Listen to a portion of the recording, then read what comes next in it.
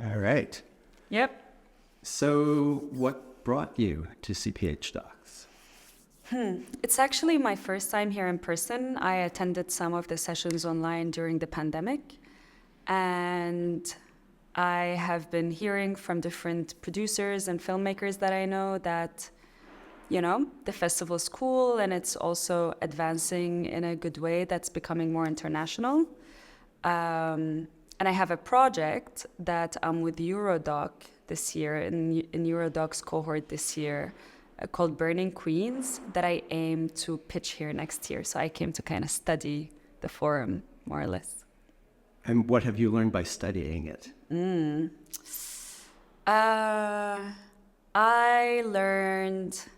I would say that while it seems like most of the projects on paper are in the same development stage, when people got up there and pitched, it was very obviously in different ones. So I was just reflecting on how that relates to my project, on where it is development-wise.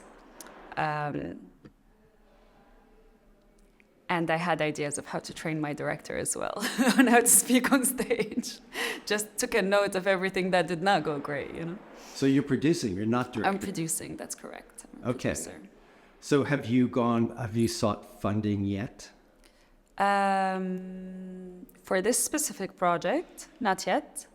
I have an application going out in a couple of days. This project I'm producing out of Sweden, but I also produce out of the US. So since this one is out of Sweden, I am applying to the Swedish Film Institute, but also to Afaq, because it's an Arabic project. How many projects are you working on at the same time?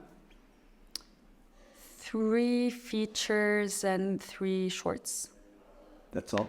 That's all for now. I mean, these are the ones that are in progress, and I have 2 that are now in distribution. I'm waiting to see where we're premiering. My first 2 features just finished in 2024. Do you get any sleep? Do you need sleep? I usually don't get so much sleep, no. How are you working? How are you juggling so many projects? How do you do it? I don't know. I'm trying to find my balance, but I consider myself still emerging, and I'm always kind of, still trying to hit the jackpot with a couple of them. So yeah, I'm gonna learn how to say no more often, but for now, it's a tricky one. Like, how many do you have in development? And when I look at advanced production companies, they do have plenty on the shelf, but it's different when you don't have. I don't have so many. There are no other producers that do what I do in the company that I work with. So I think since I'm by myself, I should not have so many on the shelf that I'm trying to develop at the same time. So what would you say is the big takeaway you've come from CPH? From CPH. My big takeaway is, first of all, the industry pass is different than the forum pass. I applied for a forum pass and got an industry one, did not know there was a difference. For me, talking to people and watching all of the pitches, it's solidified a little bit for me on what kinds of projects I want to be involved in more, of what kind of, piqued my interest a bit more, both when it comes to the project, but also to the person, to the type of director that I want to work more with. And honestly, there's nothing compares to meeting all of the industry people in person.